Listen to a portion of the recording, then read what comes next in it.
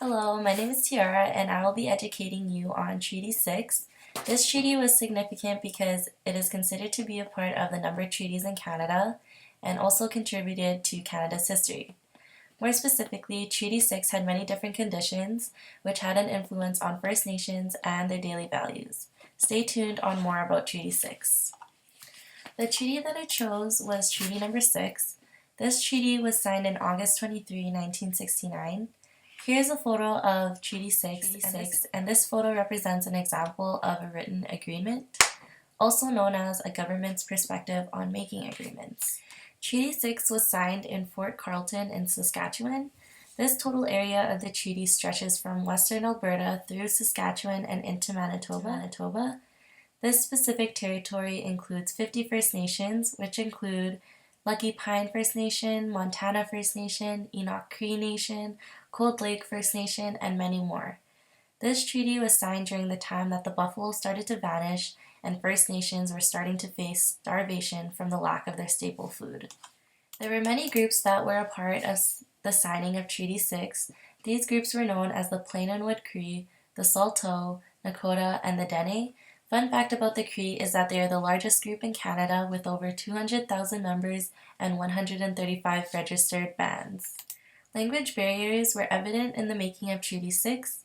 There were many semantic differences in languages, and some words didn't translate properly, which caused issues later on after the signing. However, after a signing and negotiation was signed with another group, which in this case was Canadian government, the signing was followed by a pipe ceremony. About 2,000 members met together for this ceremony, and it symbolized the virtue of truth and fair play during treaty negotiations. Although some First Nations had felt forced to sign the treaty because of European settlers migrating onto their territory, there were many benefits that were included in the written document. These promises included maintenance of their cultural and spiritual rights, right to hunt, trap, and fish, education and openings of schools on reserves, medical assistance, also known as medicine chest, reserve land, agricultural tools, peaceful coexistence with the newcomers, and also each person received $12 and an addition of $5 annually, and each person of 5 had received 4.45 square miles of land. First Nations had signed the treaty with the intentions that it was to share the land equally since European settlers were moving onto their territory, but signing Treaty 6 had stated that First Nations must give up their customary title to the land under common law in exchange for provisions from the government, which was, most importantly, the medicine chest.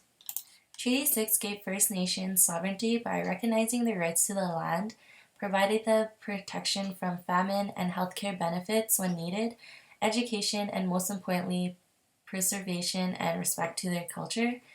The land in which they lived on gave them the appreciation since they value and care for the land.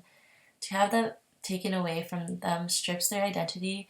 Therefore, Treaty 6 provides them with sovereignty by providing them connection to their land. The intent of the First Nations signing the treaty was an agreement to share the land. However, these oral agreements and sacred oaths are reflected as a First Nations honor to self-determination, right to choose their own government and political structures, and to determine and direct the social, cultural, spiritual, and economic advancement of their own people. It was promised that the First Nations wouldn't be restricted on the reserves. This included hunting and fishing. Some bands didn't want to sign Treaty 6, but with the increase of starvation due to the lack of buffalo, they felt the need to have the benefit of the medicine chest to decrease death and for those who started to become ill. As the medicine chest was provided to those under the treaty, government had disregarded the loss of buffalo as a non-treaty obligation.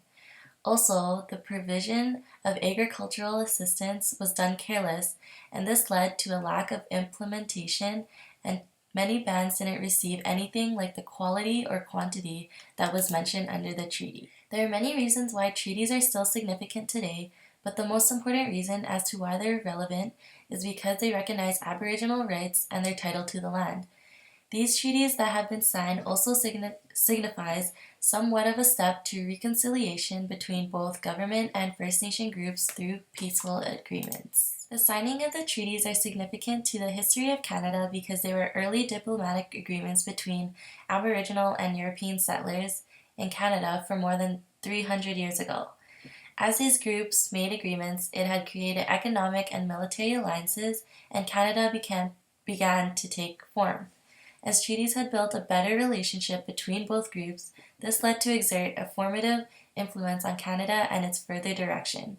In addition, the signed treaties led to create a new relationship and assisted both Canada and First Nations to work in a more cooperative and productive manner to improve the lives of all groups in Canada.